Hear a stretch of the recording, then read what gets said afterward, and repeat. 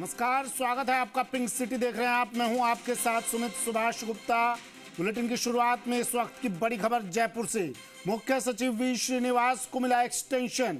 We Srinivas की सेवा अवधि 6 महीने बढ़ा दी है। केंद्र सरकार ने एक्सटेंशन को मंजूरी दे दी है। बड़ी खबर इस वक्त 6 महीने का एक्सटेंशन मिल गया है वी श्रीनिवास को। 1 सितंबर 2026 से 28 फरवरी 2027 तक ये एक्सटेंशन रहेगा। 1989 बैच के आईएएस अधिकारी हैं वी श्रीनिवास। राजस्थान सरकार ने 23 जुलाई को उन्हें ये भेजा था प्रस्ताव। मुख्यमंत्री कार्यालय के प्रस्ताव पर केंद्र की मंजूरी, केंद्र का ठप्पा लग गया है। एआईएस नियमों के तहत 6 महीने का सेवा विस्तार कर दिया है। 28 फरवरी 2027 तक मुख्य सचिव बने रहेंगे वी श्रीनिवास। डीओपीटी ने इसके आदेश जारी कर दिए। दीपक गोयल मेरे सहयोगी फोन लाइन पर जुड़ गए हैं जयपुर से। दीपक, मुख्य सचिव 6 महीने और जयपुर में, राजस्थान में। बिल्कुल, देखिए, तमाम अटकलों पर इस आदेश ने विराम लगा दिया है।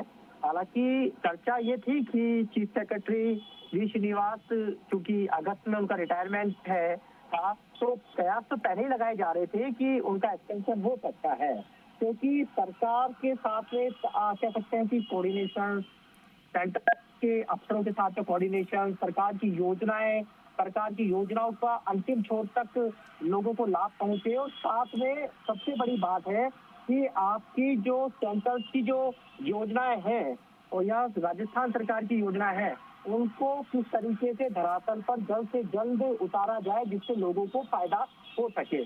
आप देखिए, डीओपीटी ने आदेश जारी कर दिए हैं।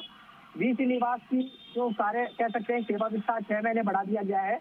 अब 1 सितंबर 2026 से 28 फरवरी 2027 तक उनका सेवा विस्तार, यानी कि वो बने रहेंगे चीफ सेक्रेटरी के पद पर। राजस्थान के 1989 बैच के आईएएस ऑफिसर वी श्रीनिवास है। सेंट्रल का बड़ा अनुभव है उनके पास में। और देखिए, 24 जुलाई को राजस्थान सरकार की ओर से केंद्र सरकार के पास में एक्सटेंशन प्रस्ताव भेजा गया था, जिससे केंद्र सरकार ने यहाँ मंजूरी है वो दे दी है। मूलत आंध्र प्रदेश विशाखापट्टनम के रहने वाले हैं।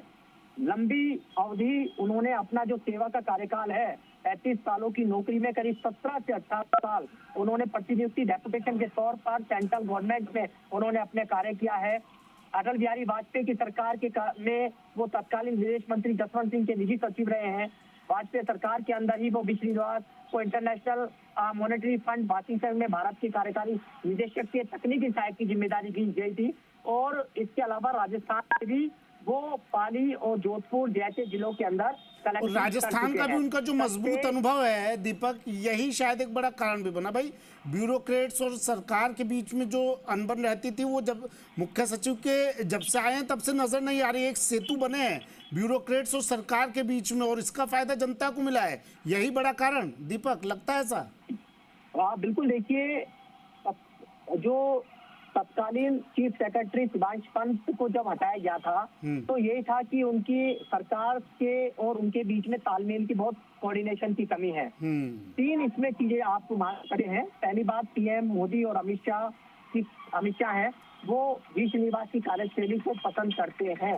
केंद्र की नई और पुरानी योजनाओं को लेकर लगातार समीक्षा बैठकें लेना, मतलब कि आप कह सकते हैं कि चीफ सेक्रेटरी जो प्रतिदिन बैठक लेते हैं, उनका शेड्यूल जो रहता है कि आपको आज किस दिन किस बैठक। और सबसे बड़ी बात है कि जब से उन्होंने जयपुर के अंदर यानी कि राजस्थान में चीफ सेक्रेटरी पद संभाला है, उससे और अब तक उन्होंने एक भी अवकाश नहीं लिया। अवकाश के दिन या तो वो जिलों के दौरे पर रहते हैं या डिपार्टमेंटली मीटिंगें रखते हैं, जिससे कि रिव्यू होता रहे और उन्हें धरातल की स्थिति का पता चल सके। आप डिपार्टमेंटली जब बैठकें लेते हैं, जिलों के दौरे पर रहते हैं, आम जन से जाते हैं। और सबसे बड़ी बात है कि जहां उनकी पहली पोस्टिंग राजस्थान में रही और जहां जहां पोस्टिंग रही, तो उनका मानना है कि जहां आप पहले रहे हो उनमें वहां कितना बदलाव आया है। क्या जनता, राजस्थान की जनता को उन सुविधाओं का लाभ मिल पा रहा है जो सरकार योजनाएं चलाती है?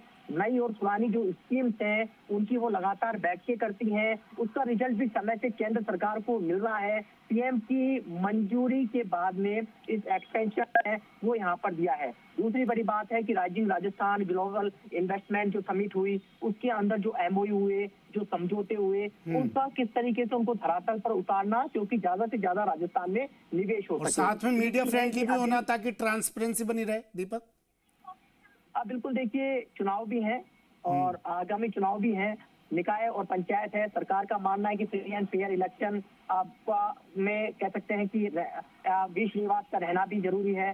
प्रधानमंत्री नरेंद्र मोदी के आप ऐसा नहीं है कि राजस्थान सरकार ने प्रस्ताव भेजा, आप देखिए जुलाई के अंदर प्रस्ताव भेजा और आज 20 अगस्त यानी कि 23 जुलाई के प्रस्ताव को 20 अगस्त को सेंट्रल गवर्नमेंट ने यहाँ पर मंजूरी दी है। यानी कि जब प्रस्ताव भेजा चुनाव को लेकर भी ये जब बड़ा ये माना जा सकता है एक फैसला, क्योंकि नया चेहरा आता उसको समझने में थोड़ा टाइम लगता, ये भी है। बिल्कुल देखिए, चीजें कई हैं, कई आप एंगल भी देखने पड़ते हैं।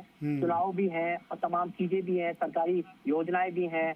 आपके जो राइजिंग ग्लोबल समिट हुई उनको धरातल पर उतारना, और सबसे बड़ी बात है कि उनका सेंट्रल के अंदर जो जुड़ाव रहा है, जो उनकी पकड़ है, उसका राजस्थान को फायदा मिल रहा है। क्योंकि राजस्थान के जो सेंट्रल की स्कीम है या राजस्थान को उनका फायदा मिलना चाहिए। कई प्रोजेक्ट ऐसे हैं कि सेंट्रल गवर्नमेंट उनकी जो मॉनिटरिंग करता है, फंड यदि सेंट्रल गवर्नमेंट से जो आना है, ये तमाम चीजें बहुत फास्ट होती है। जब भी आपके अच्छे कोऑर्डिनेशन, अच्छे संबंध और अच्छी पकड़ यदि आपकी सेंट्रल में है तो आपको इजी गोइंग, क्योंकि हमने अक्सर देखा है कि वो महीने के अंदर एक दिल्ली जब भी जाते हैं तो राजस्थान कैडर के जो आईएएस ऑफिसर्स जो लगे हुए हैं, देखिए सबसे बड़ा फायदा तो हमें तब भी मिलता है कि हमारे राजस्थान कैडर के अफसर हैं बड़े अहम पदों पर दिल्ली के अंदर सेंट्रल डेपुटेशन पे अलग अलग विभागों में है।